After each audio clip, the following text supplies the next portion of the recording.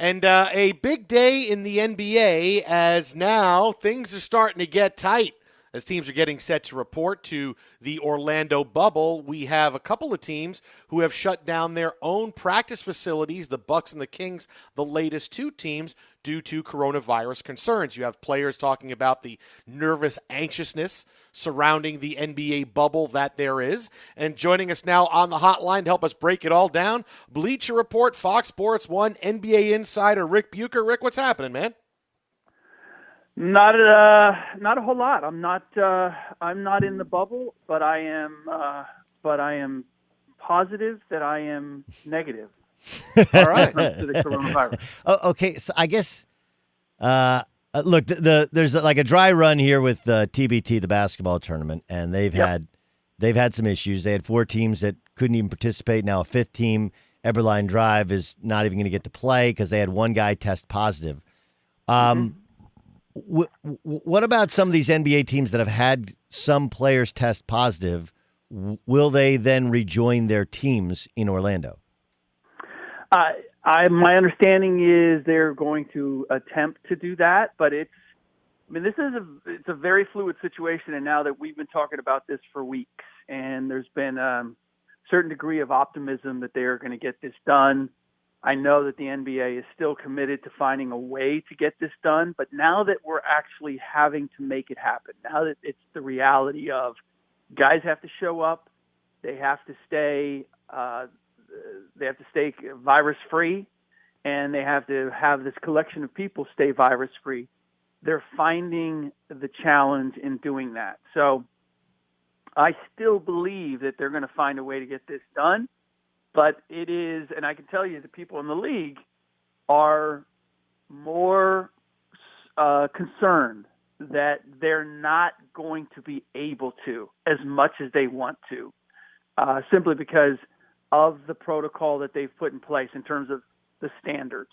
That if you test positive, then you got to be quarantined for 2 weeks, and all we need at this point are some significant players testing positive or having to be quarantined for a couple weeks, and this whole thing could go sideways. So we'll see, but it is not a good sign that teams are having to shut down their facilities, because it makes it infinitely harder for these guys to get back into the shape that they need to be in. It's still not getting back to any sort of 5-on-5 yet, but guys need to get in. Look, there's for those who think every player has his own home gym and his own home court, those are, maybe a dozen guys in the league have that readily available. Most of them need their facility open in order for them to get the kind of even individual training that they need to prepare for a season. Do you think, Rick, that because Doug and I had this conversation a few minutes ago, we got into it about the being in the bubble versus not being in the bubble. At this point, does getting there help so much? Because right now there's so many problems with players trying to stay healthy when they're living everyday lives in addition to playing, that once they get to the bubble and the NBA is in charge of things and you're in that quarantine, that they can keep a lid on COVID-19 and we can actually focus on the basketball? Well, certainly, I would hope that they'd have a better chance in the bubble. I know we're going to Florida, and my suggestion is they should be doing this in Montana. It has the fewest cases. Build your own little park there or facility. Certainly, we got a hoop up in time for Jordan to make Space Jam. You're telling me that we couldn't do that someplace. I know getting players to Montana versus Florida might be a little more difficult. Then again, we don't have fans, and they're not supposed to be going crazy anyway. So, it's partly in jest, but it's like, how badly do you want to get this done? And that's the thing that is going to have to come home. How badly do the players want to get this done and to play? Because the rules and the protocol and everything, the resources that the NBA needs to keep the league safe enough to play, they are going to be there. It's going to be there. It's going to be a question of, do the players adhere to that? Or does human nature take over? And as we've seen in various places in the country, our younger citizens feeling like, hey, I'm asymptomatic, or I'm young and it's not going to influence me, or hey, I want to live my life. That's what has kicked this thing sideways. And the players in the NBA, by and large, fall into that demographic. So we will see whether guys are willing to do it. But I think in some ways, these warning shots now perhaps could send the message, hey, we can't mess around. If we want to get this done, we're going to have to do it right. There is the one thing, though, Buke, like, are these guys really not just at risk, forget about it, of contracting it, of getting it, but are they actually at risk if they get it, right? Like there doesn't seem to be any statistical data that tells you that if they get it, these guys are in danger of not just losing their lives, but of losing substantial lung capacity. That just doesn't, there doesn't seem to be the data to support that. Yeah, if you really dig into the medical issues, no, but this is the NBA is not. It's not just a matter of is there damage going to be done, but what kind of example are we setting for the rest of the country in terms of how to approach this? If we simply and by the way, it may not affect the players, but we've got 65-year-old Mike D'Antoni who's going to be there. We have any number of assistant coaches in their 50s, other coaches in their 50s and their 60s. There are plenty of people that could contract it and would be severely in danger if they did. And so that's the issue. It's not just, the players will be safe or the players would not suffer any, dire consequences as a result of having it. It's that the NBA community is bigger than that. No, I get it, but I mean, like, look, that is if you're a coach that old, either you coach from the third row, wear gloves and a mask, or have somebody else coach. But I just the players that I don't, something doesn't line up with some of these guys who say, family, because we never question a family. Like, we're never going to do that. But the truth is that, like, you have better medical care there than you would have at home. At home, you're not living in a bubble. You're not quarantined at home. Right. So the idea that you have a stronger likelihood of contracting it for your family, not as much. It's really more, people 60 years plus, and those are the people that have to make their own individual decisions. Yeah, well, look, I'm not debating that, and I've said it. Like, guys, NBA players will be safer in the bubble than they would be anyplace else.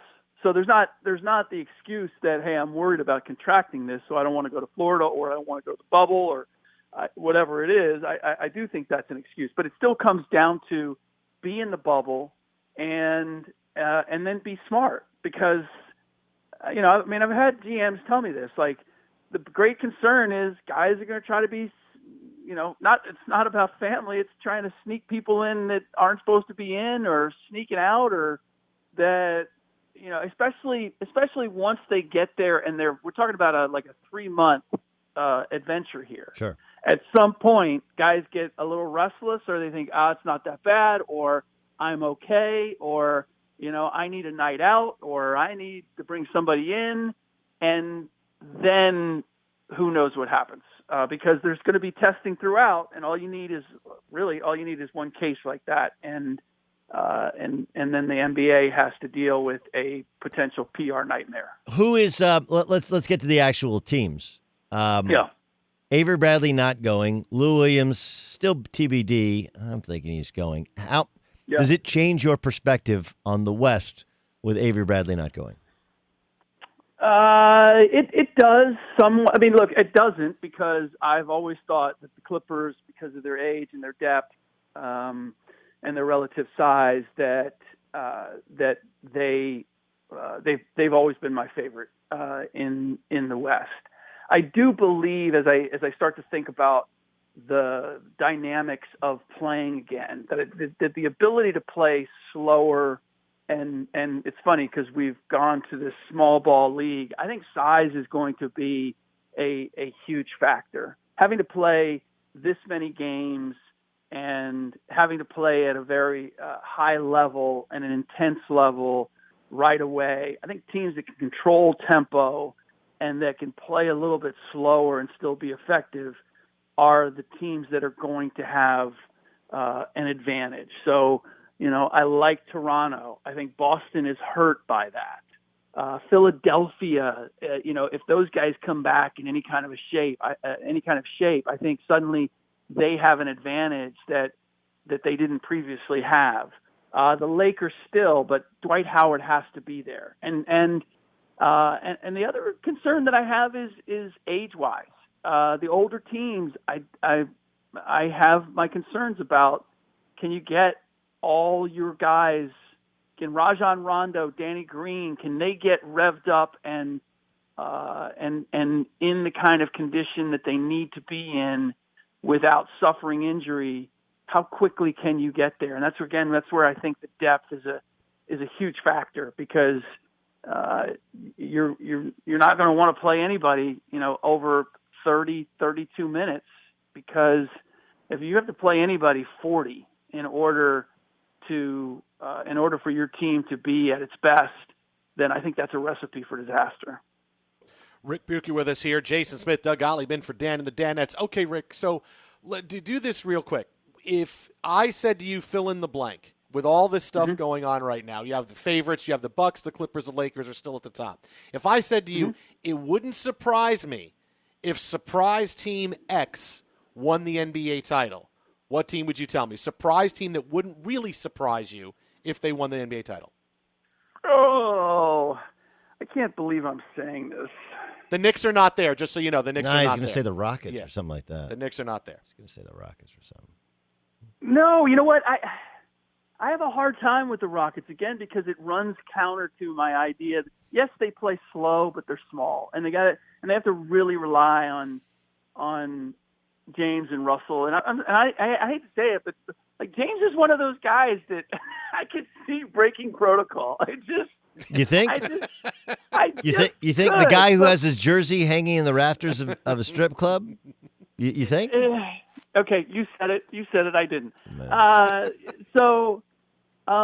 Actually, most likely to contract. Is there a betting line for most likely to contract COVID? Oh, wow.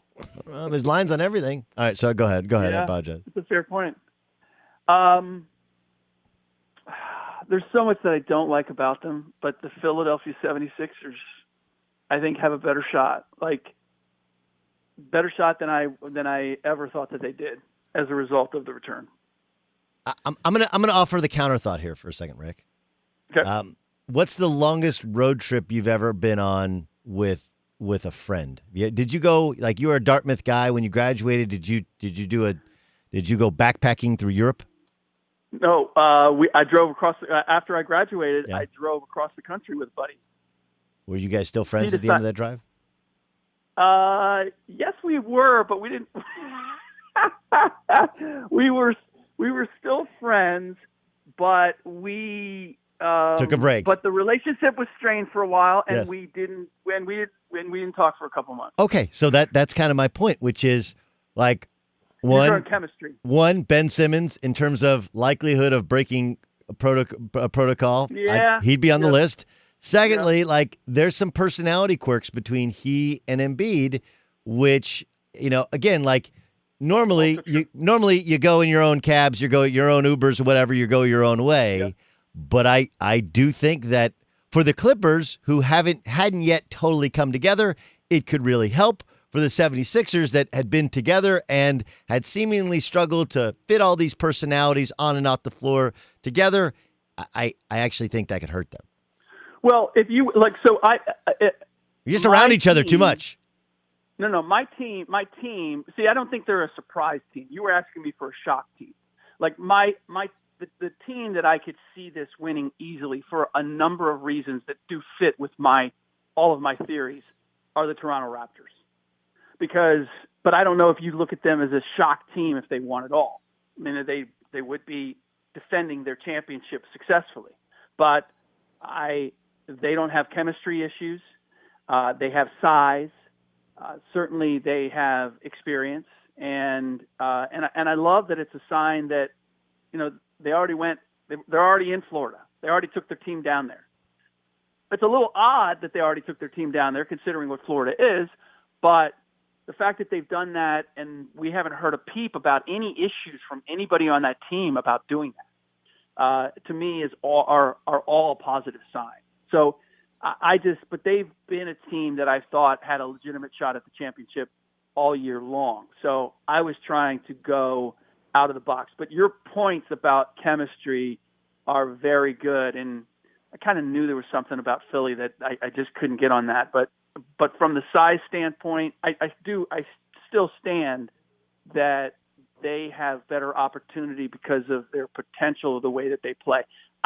My other caveat with that is it's hard for me to believe that Joel Embiid has been staying in tip-top shape all this time. I know there's been Instagram stuff out there where he's in the weight room, but doing the hard kind of aerobic conditioning necessary, it's just not what I've known Joel Embiid to be. I hope I'm wrong, but that's one other reason why, as much as I want to go with my theory of size is going to stand out, and they are one of the biggest teams in the league, there are a lot of other factors intangible factors that could send it the other way.